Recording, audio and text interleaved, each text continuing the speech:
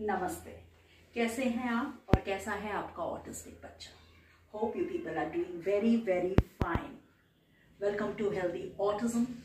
आज हम बात करेंगे बच्चों को किस तरह से सेंटेंस में बात कराना है। बिफोर दैट हमको सिखाना है बच्चे को डिमांड करवाना।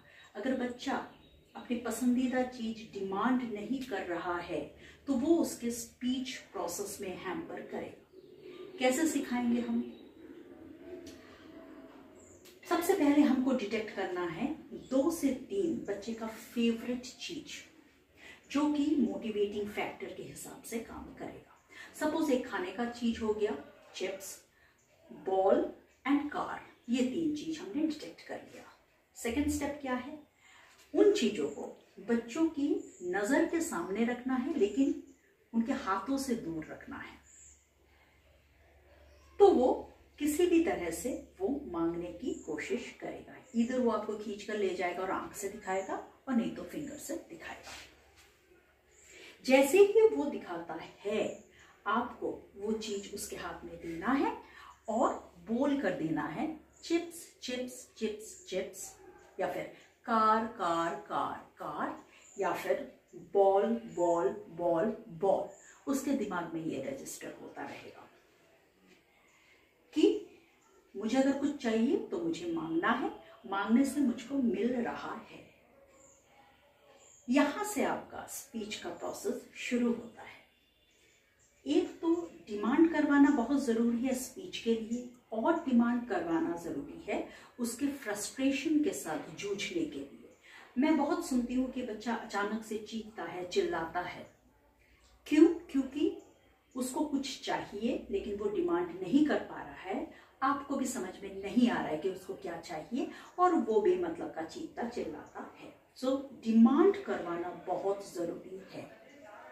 ओके, अब जैसे जैसे ये सीखता जाएगा प्रोसेस, वो बोलता रहेगा कि चिप्स, बॉल, कार। अब हम लोग जाएंगे अपने फर्स्ट सेंटेंस की तरफ। चिप्स दो, कोई कॉम्प्लेक्स सेंटेंस नहीं। मम्मी मुझको चिप्स चाहिए, नहीं। चिप्स दो, एक नाउन एक वर्ब। बॉल दो, कार दो। ये करने में हमको समय लगेगा। इस बीच हमको और एक चीज करवाना है। एक बात मैं बोल देती हूँ, इनिशियल टाइम में ये डिमांड करवाने का जो सेशन है ये आपको दिन में 20 से 30 बार करवाना है। तो फुल चिप्स मत दीजिए, चिप्स को तोड़ तोड़ कर छोटा छोटा टुकड़े में दीजिएगा। जब ये प्रोसेस बच्चा सीख रहा है, अब आप उसका स्टॉक ऑफ वर्ड्स बढ़ाइए। क्या क्या सिखाइएगा? जो चीज से वो 24 घंटे घिरा रहता है। बाथरूम का कुछ चीज, किचन का कुछ चीज, ड्राइंग रूम का कुछ चीज, लिविंग रूम का कुछ चीज। कैसे सिखाएंगे? अचानक से उसको चीज दिखाकर नहीं सिखाना है, बच्चा कंफ्यूज हो जाएगा इतने सारे चीजों के बीच में।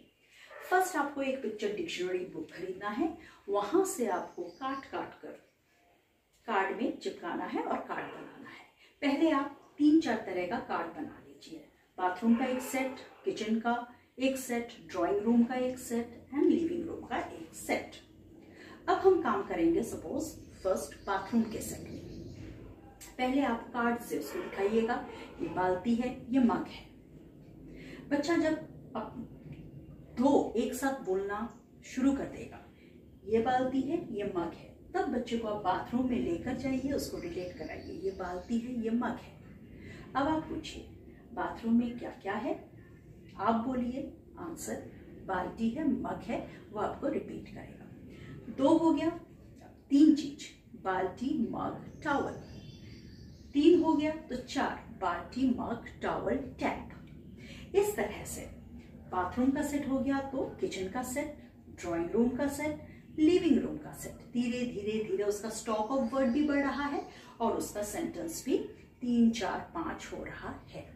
ओके, ये करने में आपको 3-4 महीने लग जाएगा।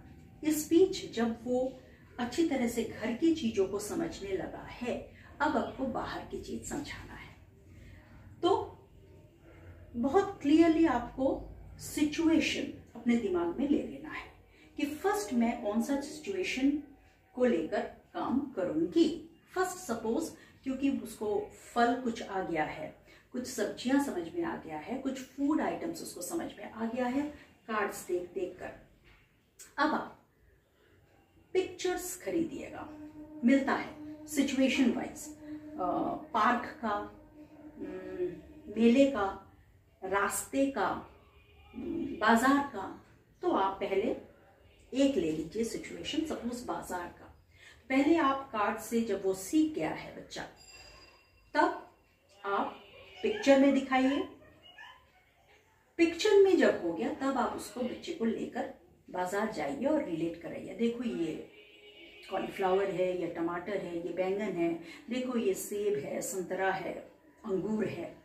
अब आप घर में जब आइएगा पहले आप क्वेश्चन कीजिएगा बाजार में क्या क्या था, खुद आप आंसर दीजिए। ये फल था, ये सब्जियां था, अंकल थे, आंटी थी, दुकानें थी। अब उसको बोलने के लिए एनकरेज कीजिएगा, बच्चा बोलेगा। शायद 8-10 ना बोला लेकिन 6-7 तो बोल ही देगा। So this is the process. जब बाजार का हो गया हो तब आपको पार्क का लेना है, इफ वो इंटरेस्टेड है पार्क में। नहीं तो रास्ते में तो हम लोग हमेशा जाते हैं। उसको पहले व्हीकल्स, गाड़ियों का आप कार्ड दिखाइए। गाड़ी का जब कुछ रजिस्टर हो गया नाम, उसके बाद आप रास्ते का सिचुएशन का बड़ा पिक्चर दिखाइए, तब वो बहुत जल्दी रिलेट कर पाएगा। एंड लास्टली आप रास्ते में जाकर उसको खड़ा करके आप रिलेट कराइए। घर में आइए, पहले क्वेश्चन कीजिए रास्ते में क्या क्या था, आप खुद बोलिए। साइकिल था, रिक्शा था, टोटो था, ऑटो था, बस था, दुकानें थी।